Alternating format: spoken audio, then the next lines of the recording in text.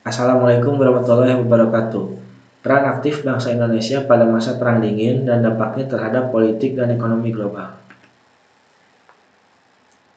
Perang Dingin berlangsung dari tahun 1947 hingga tahun 1991, yang dilatar belakangi berakhirnya Perang Dunia Kedua yang dimenangkan oleh pihak sekutu.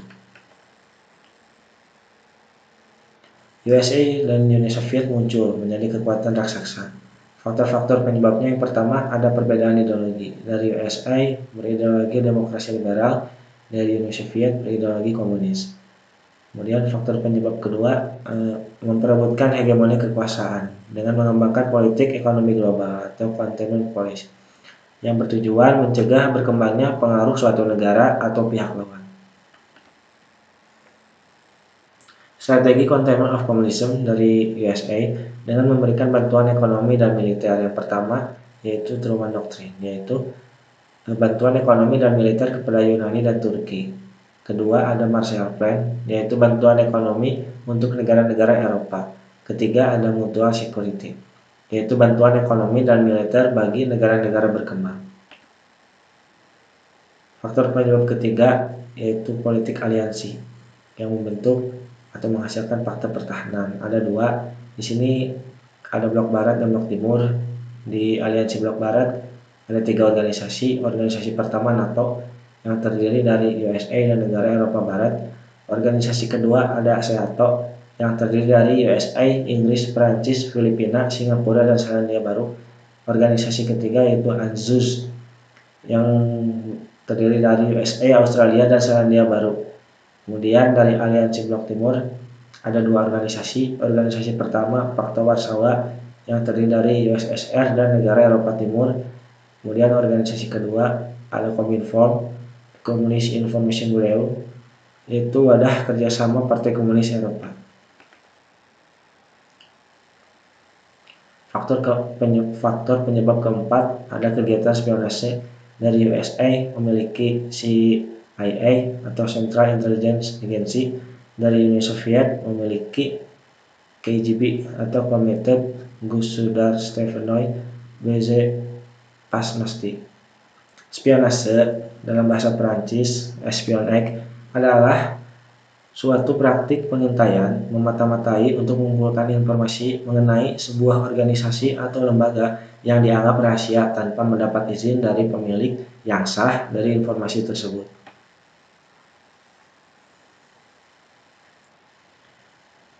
Faktor penyebab kelima yaitu persaingan di bidang persenjataan. Pertama, kedua negara adik kuasa saling pamer persenjataan mutakhir. Yang kedua, pemasangan rudal yang berhulu ledak nuklir. Faktor penyebab keenam yaitu perlombaan teknologi ruang angkasa. Akibat Perang Dingin, terpecahnya negara. Yang pertama negara Jerman, kedua negara Korea, ketiga negara Vietnam. Gerakan non-blok. Non-Aligned Movement atau GNB adalah organisasi dari beberapa negara di seluruh dunia yang tidak memihak pada aliansi ataupun blok tertentu, termasuk blok barat ataupun timur. Perlu diketahui bahwa GNB adalah organisasi resmi layaknya PBB dan lain-lain. Jadi setiap hasil keputusan organisasi tersebut punya pengaruh terhadap perkembangan dunia. Latar belakang terbentuknya GNB yaitu yang pertama adanya persamaan nasib dan kepentingan antar bangsa di Asia dan Afrika. Yang kedua terjadinya ketegangan dunia akibat perseteruan dua negara adidaya, yaitu Amerika Serikat dari aliansi blok barat dan Uni Soviet dari aliansi blok timur. Yang ketiga terjadinya krisis Kuba tahun 1961. Yang keempat ditandatanganinya dokumen Brioni tahun 1956. Gerakan non-blok resmi didirikan tahun 1961 di Beograd, Yugoslavia, dan sekaligus menjadi KTT non-blok yang pertama. Berikut adalah tokoh-tokoh pendiri gerakan non-blok. Yang pertama ada Gamal Abdel Nasser dari Mesir. Yang kedua ada Kwame Nkrumah dari Ghana. Yang ketiga ada Pandit Janehru dari India. Yang keempat ada Bapak Soekarno dari Indonesia. Yang kelima ada Josip Broz Tito dari Yugoslavia. Jumlah negara yang ikut dalam gerakan non-blok cukup banyak, dengan jumlah 120 negara dan 17 negara peninjau, mencakup 2/3 jumlah anggota PBB. Berikut adalah prinsip dasar gerakan non-blok. Yang pertama, saling menghormati integritas teritorial. Yang kedua, perjanjian non-agresi. Yang ketiga, tidak mengintervensi urusan dalam negara lain. Yang keempat, kesetaraan dan keuntungan bersama. Yang kelima, menjaga perdamaian.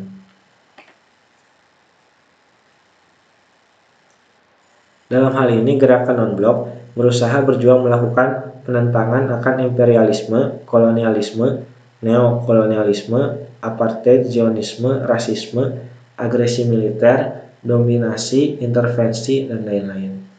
Bahkan gerakan non-blok juga harus berusaha keras mempertahankan eksistensinya di mana tahun 1979 gerakan ini sempat pecah pada saat kasus penyerangan Uni Soviet atas Afghanistan.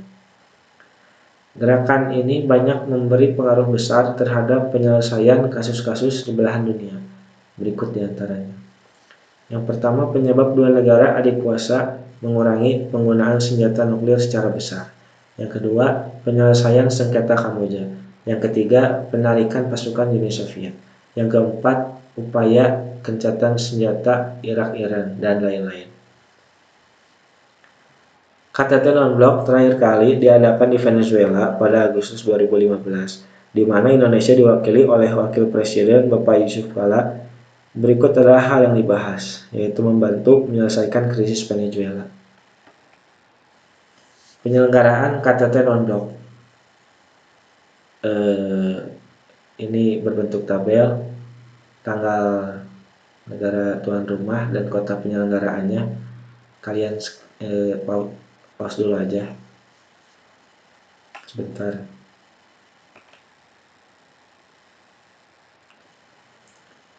Peran Indonesia dalam GNB diantaranya adalah yang pertama, berperan dalam meningkatkan kerjasama antar negara-negara anggota. Yang kedua, aktif dalam penyelesaian masalah-masalah ekonomi internasional. Yang ketiga, memimpin gerakan non-blok. Indonesia menjadi negara yang setia dan selalu berkomitmen terhadap prinsip serta aspirasi GNB. Prestasi yang telah diraih Indonesia selama memimpin organisasi dunia tersebut diantaranya sebagai berikut. Yang pertama, Indonesia mampu membawa organisasi tersebut dalam menentukan arah dan menyesuaikan diri terhadap adanya perubahan-perubahan yang terjadi secara dinamis. Yang kedua, Indonesia mampu memberikan warna baru bagi GNB, diantaranya yakni menitikberatkan kerjasama pada pembangunan ekonomi dengan menghidupkan kembali dialog antara negara-negara selatan. Yang ketiga, Indonesia dipercaya untuk membantu meredakan atau menyelesaikan pertikaian atau konflik regional di beberapa negara, misalnya Kamboja, sengketa yang terjadi di Laut Cina Selatan, dan gerakan separatis Moro di Filipina.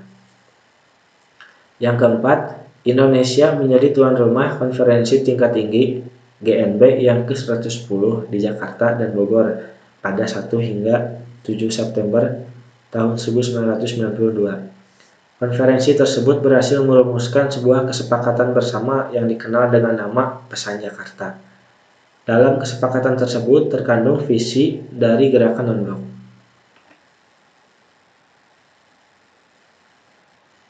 Akhir Perang Dingin tahun 1989.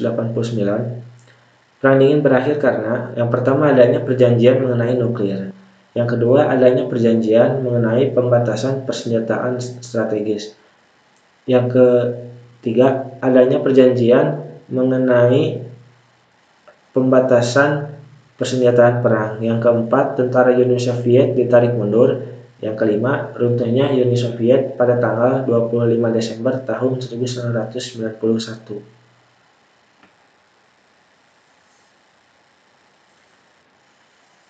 Dampak negatif Perang Dingin. Yang pertama ada gejala psikologis. Lahirnya gangguan psikologis seperti rasa takut yang mencengkam yang diakibatkan adanya isu senjata nuklir yang digadang-gadang sedang dikembangkan oleh keduanya. Kemudian dampak negatif kedua, adanya gejolak politik. Dibangunnya tembok Berlin mengakibatkan munculnya gejolak politik antara Jerman Barat dan Jerman Timur. Dampak positif perang dingin. Yang pertama ada pasar bebas. Globalisasi ekonomi adalah salah satu dampak positif. Untuk mendapatkan pengaruh, banyak para penanaman modal menginvestasikan modalnya ke negara-negara berkembang sehingga perekonomian semakin meningkatnya persaingan ekonomi. Yang kedua, perkembangan kekuatan militer. Konflik dan perseteruan keduanya membangkitkan perkembangan kekuatan militer. Tujuannya untuk menjaga kedaulatan masing-masing. Oleh sebab itu, persenjataan dan kekuatan militer semakin maju. Yang ketiga, lahirnya HAM atau hak asasi manusia. Dalam ranah sosial budaya, lahirnya HAM membuat rakyat semakin percaya bahwa setiap orang berhak mendapatkan haknya sehingga hak asasi manusia dibentuk menjadi perundang-undangan yang menjamin keselamatan dan kebebasan hak. Yang keempat, kemajuan sains teknologi semakin pesat.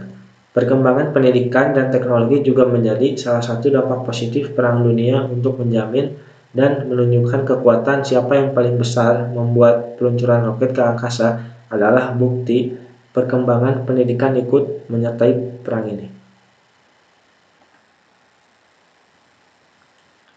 ASEAN, latar belakang. Berdirinya ASEAN dilatar belakangi oleh beberapa persamaan yang dimiliki oleh negara-negara Asia Tenggara. Yang pertama, persamaan letak geografis. Yang kedua, persamaan dasar kebudayaan. Yang ketiga, persamaan nasib. Yang keempat, persamaan kepentingan di berbagai bidang. Anggota ASEAN. Yang pertama ada negara Filipina sebagai pendiri. Yang kedua ada negara Indonesia sebagai negara pendiri. Yang ketiga ada negara Malaysia sebagai negara pendiri. Yang keempat ada Singapura sebagai negara pendiri ASEAN juga. Yang kelima ada negara Thailand, negara pendiri juga. Yang keenam, Brunei Darussalam bergabung pada 7 Januari tahun 1984. Yang ketujuh ada negara Vietnam yang bergabung pada 28 Juli tahun 1995. Anggota ASEAN ke-8 negara Laos bergabung pada 23 Juli 1997. Laos dan Myanmar bergabung pada waktu yang sama. Berarti negara 9-nya Myanmar. Negara 10 yang bergabung menjadi anggota ASEAN, negara Kamboja yang bergabung pada tanggal 30 April tahun 1999. Negara ke-11 ada Bangladesh, negara ke-12 ada Palau, negara ke-13 ada Papua Nugini, negara ke-14 ada Republik Tiongkok atau Taiwan, negara ke-15 Timor Leste.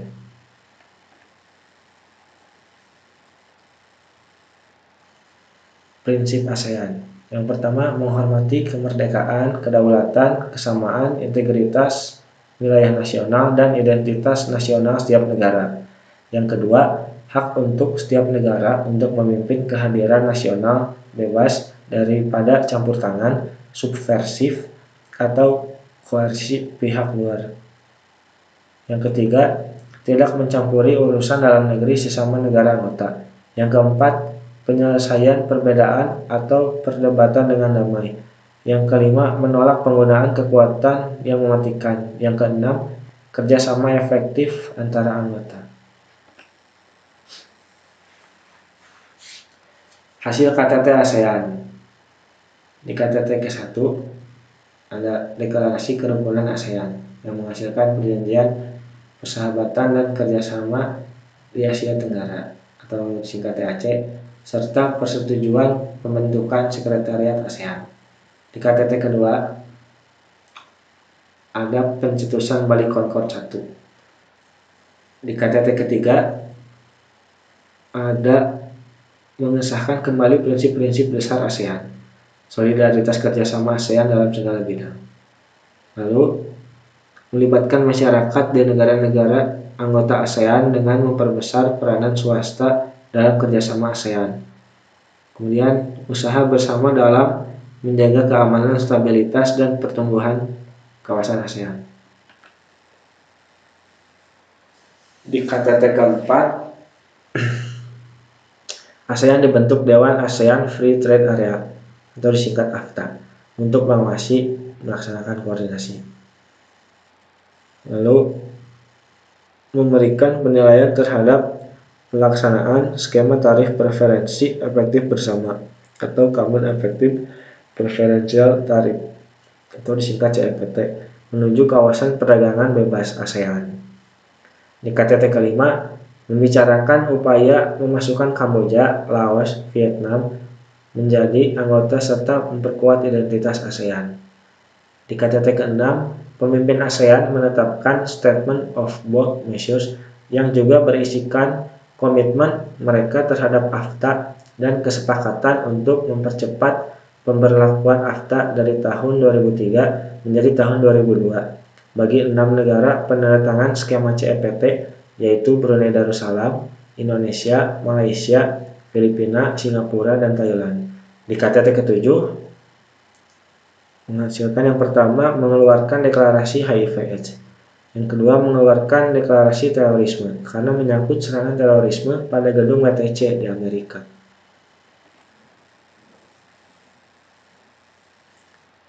Di KTT ke-8 ada pengeluaran deklarasi terorisme, bagaimana cara-cara pencegahan, pengesahan ASEAN Tourism Agreement. Di KTT ke-9, pencetusan Bali Concord II yang akan dideklarasikan itu berisi 3 konsep komunitas ASEAN yang terdiri dari 3 pilar, yaitu Komunitas Keamanan ASEAN atau ASC, Komunitas Ekonomi ASEAN atau AEC, dan Komunitas Sosial Budaya ASEAN atau ASSC disingkatnya.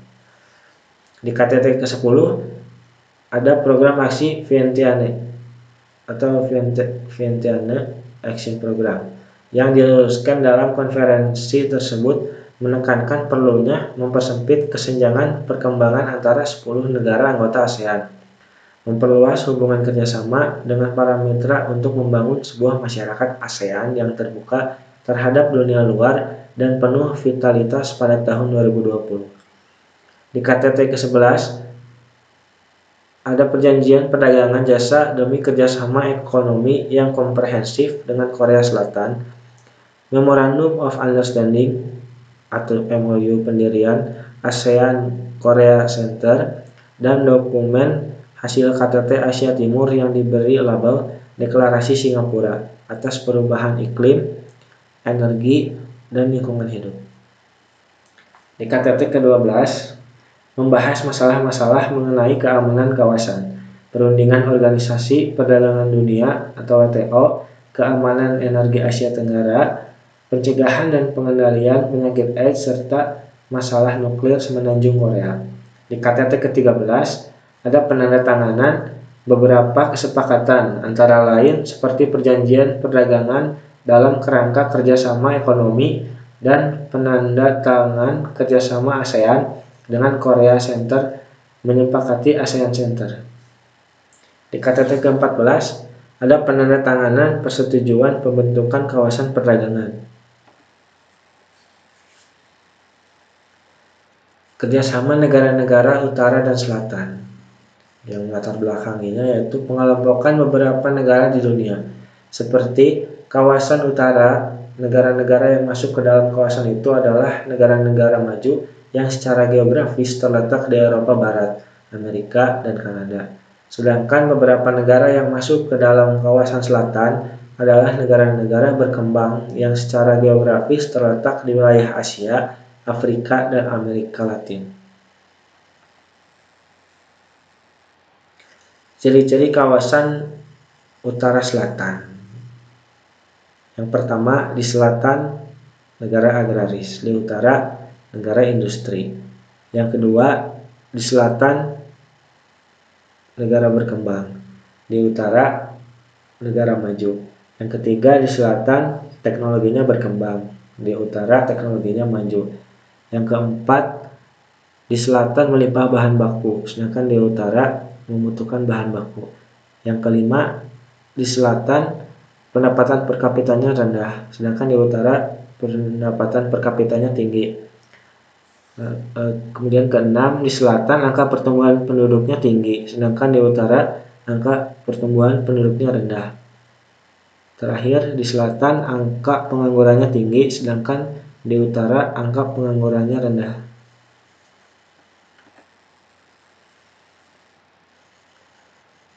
Tahukah kalian, pada tanggal 22 hingga 23 Oktober tahun 1981 terjadi pertemuan antara kawasan utara dan kawasan selatan.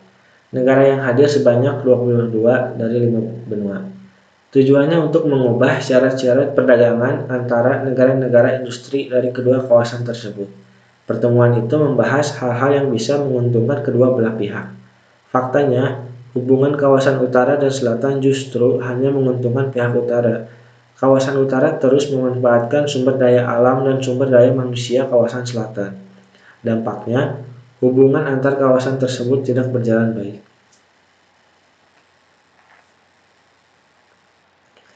Tujuan kerjasama ini adalah yang pertama, menghormati hubungan antara negara-negara industri, yaitu kawasan utara, dengan negara-negara berkembang, yaitu kawasan selatan. Yang kedua, mengikut sertakan negara-negara berkembang dalam perundingan perekonomian dunia. Yang ketiga, membagi keuntungan secara adil dari diadakannya perdagangan internasional. Kerjasama ASEAN di ekonomi ada sektor perindustrian, perdagangan, dan pembentukan ASEAN Free Trade Area atau AFTA singkatnya. Kemudian di masalah sosial ada di bidang kependudukan, pemberantasan narkoba, dan masalah pengungsian. Di budaya ada pembentukan Committee on Culture and Information atau disingkat COCI dan Committee on Science and Technology atau disingkat COST atau COS. Di politik dan keamanan ada kerjasama pembuatan deklarasi Kuala Lumpur, kemudian bekerja sama mengatasi masalah Kamboja Vietnam, lalu konvensi ASEAN tentang pemberantasan terorisme dan penyelesaian sengketa Laut Tiongkok Selatan.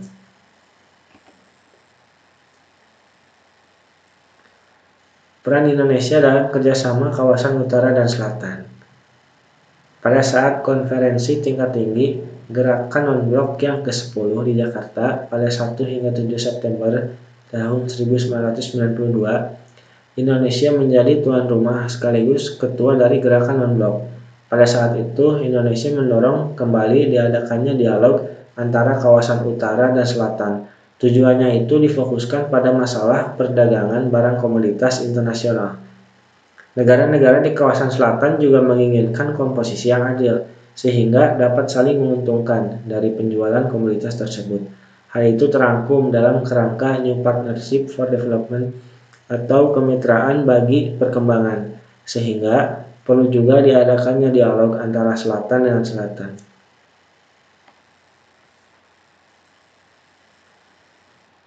Masalah Palestina.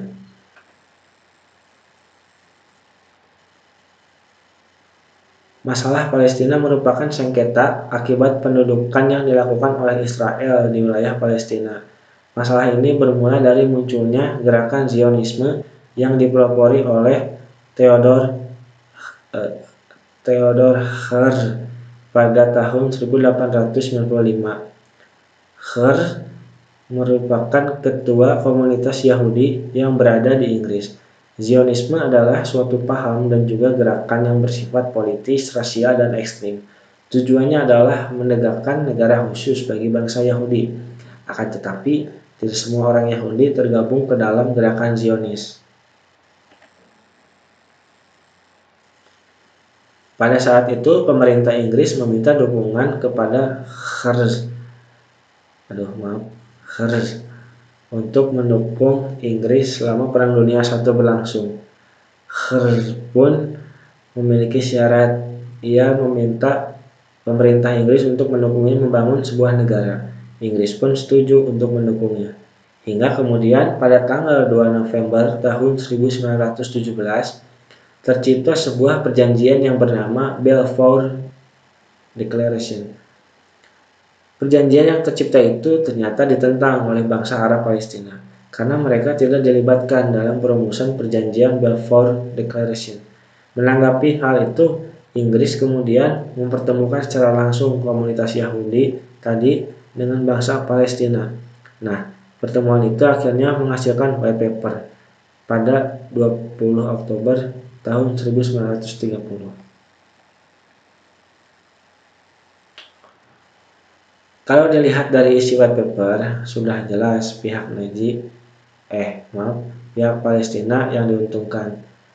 Kemudian pada tahun 1933, Nazi di bawah pimpinan Adolf Hitler menangkapi orang-orang Yahudi yang berada di Jerman.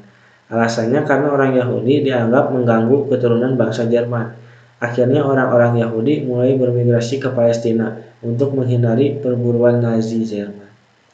Kedatangan orang-orang Yahudi dalam jumlah besar ke Palestina membuat rakyat Palestina marah, apalagi setelah Perang Dunia II, orang-orang Yahudi menjadi lebih leluasa masuk ke wilayah Palestina. Melihat hal itu, PBB akhirnya turun tangan dengan membentuk United Nations Special Commission on Palestine, atau disingkat UNSC.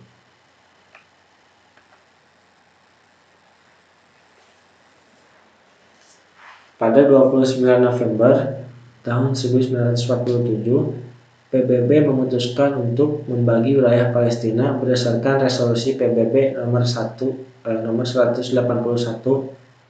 dalam kurung Romawi II. Wilayah Palestina yang sebelumnya adalah wilayah mandat Inggris dibagi menjadi dua bagian, yaitu bagi kelompok Arab Palestina dan Yahudi. Perang demi perang terus terjadi antara Palestina dengan Israel. Gerakan Zionisme ini tidak pernah berhenti. Mereka terus berusaha merebut tanah wilayah bangsa Palestina demi tujuan utamanya, yaitu berdirinya sebuah negara bagi kaum Yahudi. Sampai hari ini, wilayah Palestina yang amat luas itu terus berkurang akibat pendudukan yang dilakukan Israel hingga saat ini.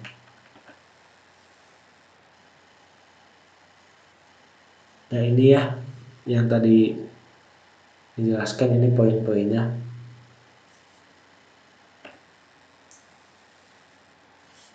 Peran Indonesia terhadap Palestina. Mulai dari Bapak Soekarno sampai Bapak Joko Widodo, Indonesia tetap konsisten mendukung kemerdekaan Palestina. Mulai dari ketidaktersediaan Indonesia membuka hubungan diplomatik dengan Israel sampai mengirimkan dan menyediakan kebutuhan makanan dan kesehatan serta berbagai bentuk dukungan lainnya.